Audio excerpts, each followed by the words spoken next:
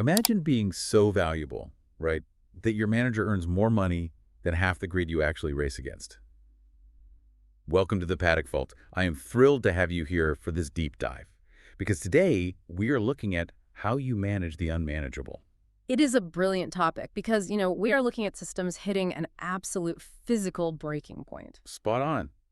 Before we get into the telemetry of all this, pin in for a subscribe, give us the green light by hitting that like button, and let me know in the comments, who do you think actually holds the real power at Red Bull right now? Because today we have a massive stack of sources. We really do. It is quite an eclectic mix. Right, so we've got provocative F1 sports journalism covering a proper internal crisis at Red Bull Racing. We've got corporate press releases detailing a 500 million euro lawsuit at ING Bank.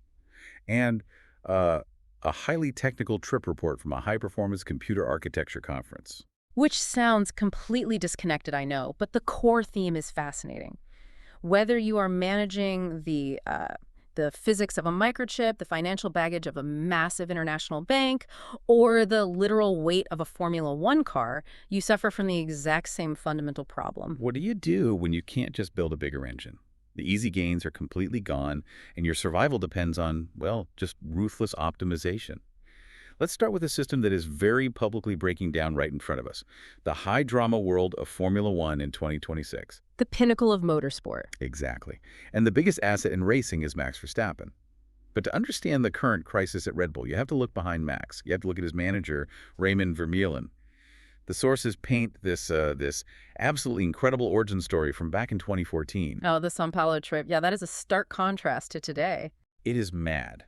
They had absolutely zero budget. Vermeulen, Max, and Max's dad, Jos, were all sharing a single room at the Hotel Transamerica.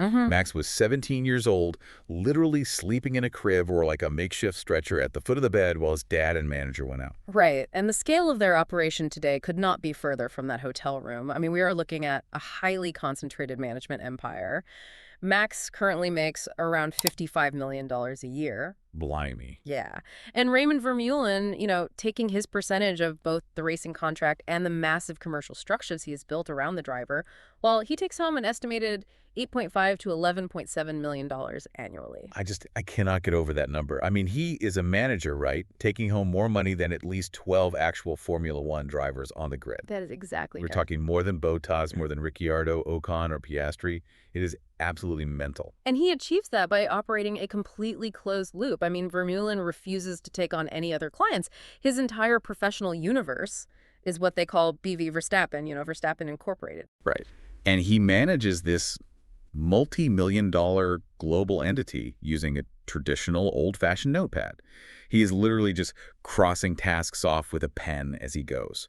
It is an incredibly lucrative ecosystem, but it's built entirely on the back of one single asset performing flawlessly. But that flawless performance has hit a massive wall, hasn't it? I mean, it is the 2026 season, and the Red Bull RB22 car is an absolute tractor. It is struggling massively. According to the reporting, the chassis is somewhere between 12 to 15 kilograms overweight. Which is devastating. It is. Max is sitting in a dismal 7th place in the standings with just 55 points.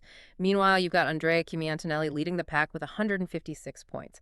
Help us, understand the actual physical reality of that weight on the track. Well, 15 kilograms in Formula One is an eternity, mate. It really is. It is not just about straight line speed. That extra weight acts like a pendulum in the corners. Right, throwing the weight around. Exactly. It throws off the car's balance and it shreds the tires much faster than the competition.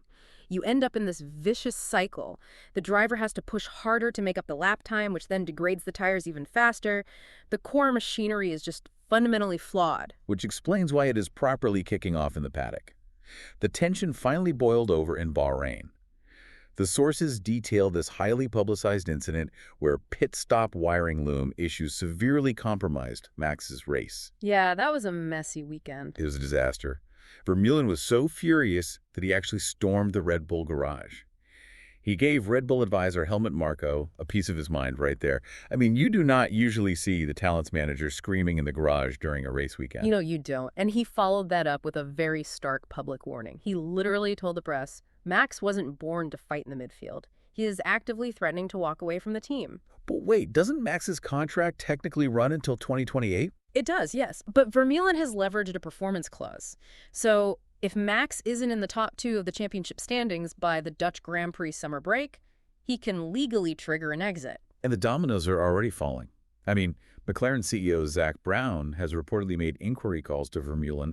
Red Bull's legendary race engineer Jean-Pierre Lambias is already jumping ship to McLaren in 2027. We're seeing reports of high-stakes emergency meetings at the Salzburg airport with Red Bull brass and major shareholders. It is a massive power play. It is. And if Vermeulen is making almost $12 million a year just to manage one guy, is he even a sports manager anymore? I look at this dynamic and I see an activist investor in a failing tech startup. That is an interesting way to look at it. Right. He is effectively operating as the co-CEO of a rival corporation, Verstappen Inc., which is nested completely inside Red Bull. He's demanding a turnaround plan from the board. Well, you could certainly call him an activist investor. But let's be fair to Red Bull here. Without the team's multi-hundred-million-dollar R&D budget, their engineers, and their wind tunnels, well, Max is just an incredibly talented guy sitting in a very fast go-kart. That is a fair point. Vermeulen has immense power, sure. But Red Bull still holds the keys to the factory. The team provides the physical platform. But that platform is sinking.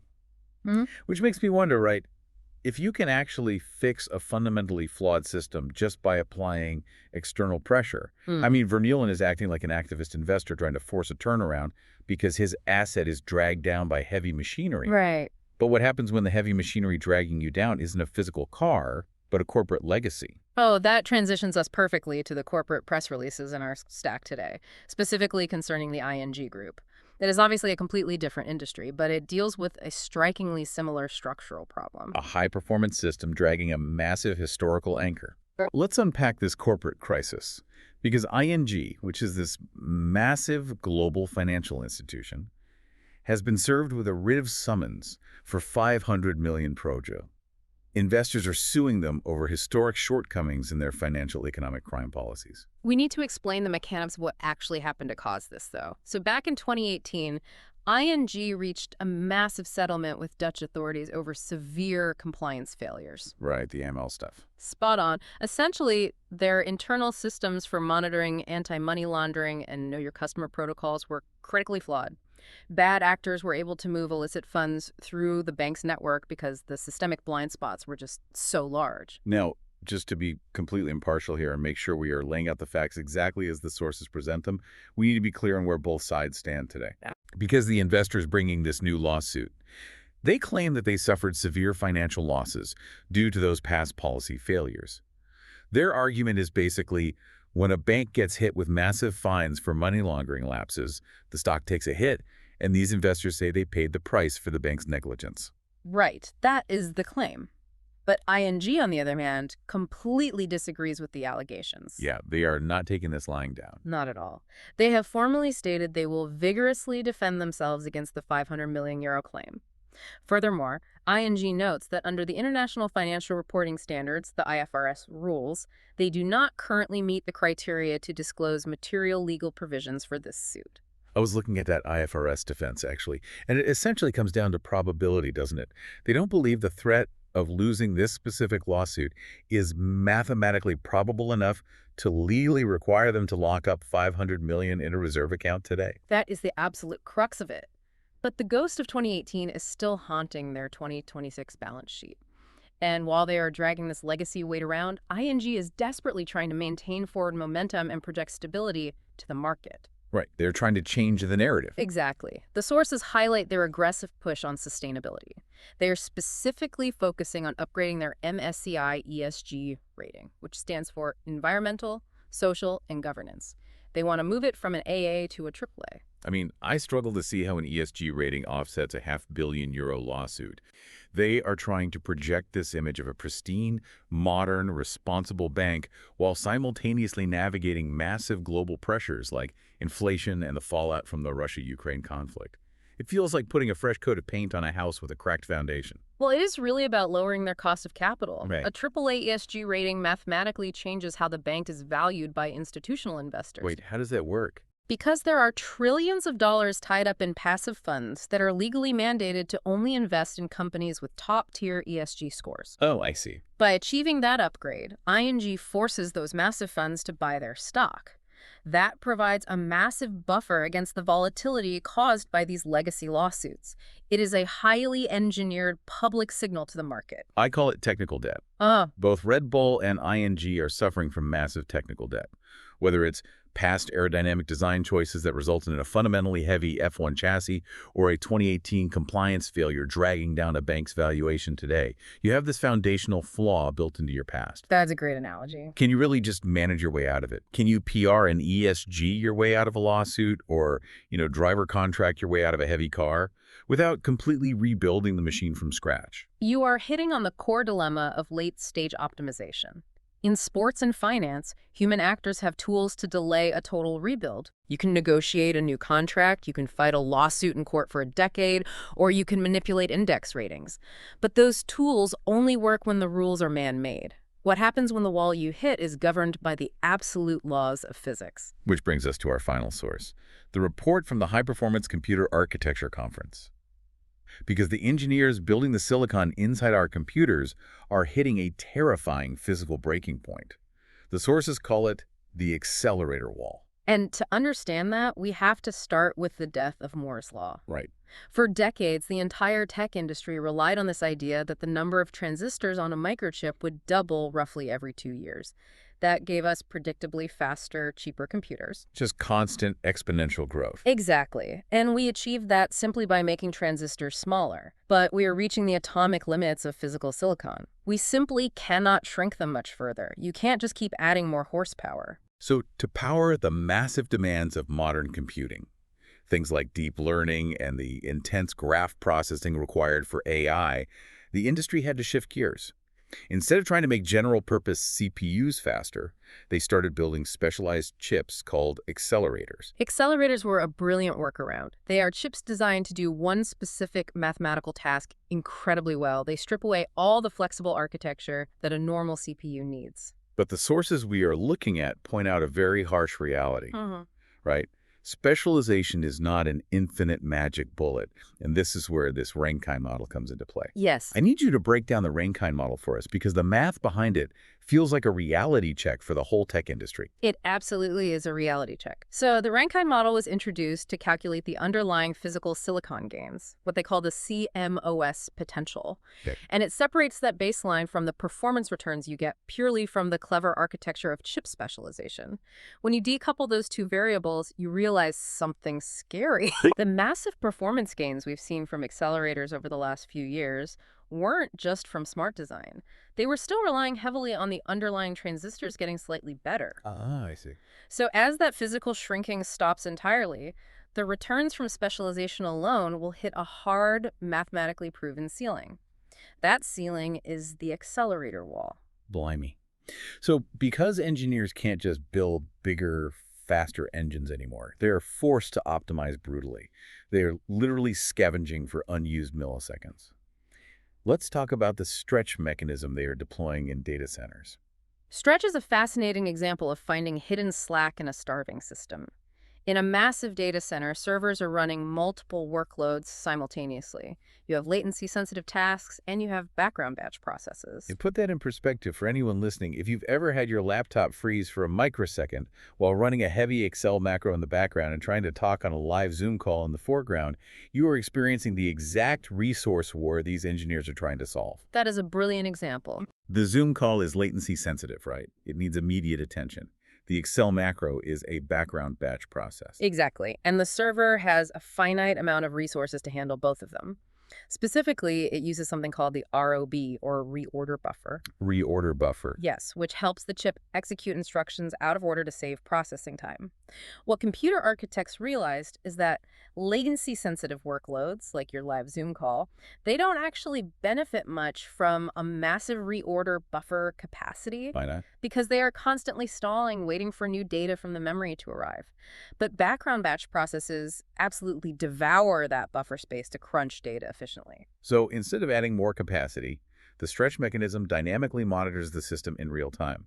When the latency critical app has a fraction of a millisecond of downtime, Stretch aggressively shifts the reorder buffer capacity away from it. It hands those resources to the batch processes and then snatches them back before the system even notices. They're squeezing the absolute limit out of the silicon. and that requires radical hardware solutions. Take the FUSI architecture they discuss in the source. They are fusing spin transfer torque MRAM directly into GPUs. Spin transfer torque MRAM. Yeah. I mean, that sounds like pure science fiction. What does that actually do? Think of the processor as a chef in a busy restaurant kitchen. Okay. Normally, when the chef needs a specific ingredient, they have to walk all the way out of the kitchen to a massive pantry. That pantry is the off-chip memory. Walking back and forth wastes precious processing time, a problem known as cache thrashing. Right. Makes sense. So FUSC architecture essentially builds a series of hyperfast magnetic mini fridges directly into the chef's prep station.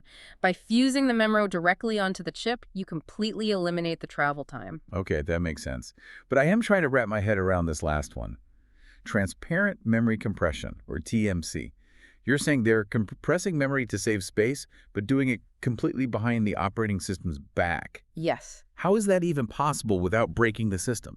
Well, that is what makes it so ruthless. Usually, the operating system acts as the manager, compressing memory files, but that management takes processing overhead. TMC bypasses the manager entirely at the hardware level. Wow. The hardware takes 2 compressed lines of memory and relocates them into a single location to save bandwidth, without ever telling the operating system it did so. But wait, hang on a second. If the OS doesn't know, how does the hardware know what is compressed and what isn't? They have to use tiny 4-byte markers placed in the data to secretly denote if a line is compressed. But wait, if they are just injecting random 4-byte markers into the data stream, what happens if a normal piece of user data accidentally looks exactly like the 4-byte marker? Won't the hardware try to decompress a file that isn't compressed and just crash the whole computer? You've identified the exact risk. And to prevent those false positives, the engineers actually had to build a tiny separate piece of hardware, an SRAM collision table. Are you serious? I am. It exists purely just to track when a real piece of data mimics their secret marker. The complexity they are adding just to squeeze out a tiny bit more bandwidth is staggering. I mean, they are building secret tables to manage the secret markers that hide the memory compression from the operating system. It forces a massive conversation about diminishing returns, doesn't it? The architectural complexity required to maintain growth is increasing exponentially, while the actual tangible performance gains are shrinking. Which brings this entire deep dive full circle. This transparent memory compression, this stretch mechanism aggressively reallocating the reorder buffer. This is exactly what Raymond Vermeulen is trying to do with Max Verstappen in Formula One. It really is. You can't just add more horsepower to the Red Bull car right now. The engine rules are locked, the chassis is fundamentally overweight. So Vermeulen is aggressively trying to redistribute resources within the team. He's threatening to trigger exit clauses, he's meeting with the shareholders, he's trying to fire up secondary hardware, like demanding organizational changes just to survive the season. The parallels are undeniable. In both cases, the baseline architecture, whether it is the silicon chip or the racing car, is maxed out. You are no longer racing the competition. You are racing the physical limits of your own machinery. I keep coming back to the overarching cost of all this. Are these computer engineers and are guys like Raymond Vermeulen at Red Bull just delaying the inevitable? That is the big question. At what point does optimizing a dying system cost more time, more money, and more political capital than just blowing it up and inventing a new one? That is the ultimate dilemma of the accelerator wall. To synthesize what we've seen across all these sources today, whether you are a furious manager in an F1 garage demanding a liar car, a bank executive fighting a $500 million legacy lawsuit while touting ESG scores to manipulate your valuation, or a computer architect fighting the absolute laws of physics with secret memory markers. The era of easy, infinite growth is over. Completely over. True high performance in this era is no longer about raw expansion. It is entirely about finding the hidden slack in a starving system and exploiting it ruthlessly. If you were listening to this right now, I want you to reflect on your own life, your career, or your business. Where have you hit your own accelerator wall? When you run into a bottleneck, are you just exhaustingly trying to add more horsepower to a chassis that is already fundamentally overweight? Or are you actually stepping back and re-engineering the way you process the load? It is often much easier, at least in the short term, to just press the gas pedal harder than it is to pull the engine apart and admit the design is flawed. But as we've seen today, eventually the gas pedal simply stops working. I want to leave you with one last thing to chew on today. If the limits of human athletic performance, corporate financial growth, and physical silicon are all plateauing at the exact same time in our era, What does the next paradigm of high performance actually look like? Are we about to enter an age where success isn't about being the absolute fastest, but simply being the one who breaks down the least? That is a profound thought. Think about that next time you see a 17-year-old sleeping in a hotel crib waiting for his chance to race.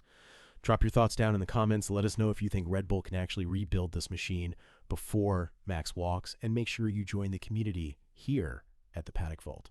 We will see you on the next deep dive.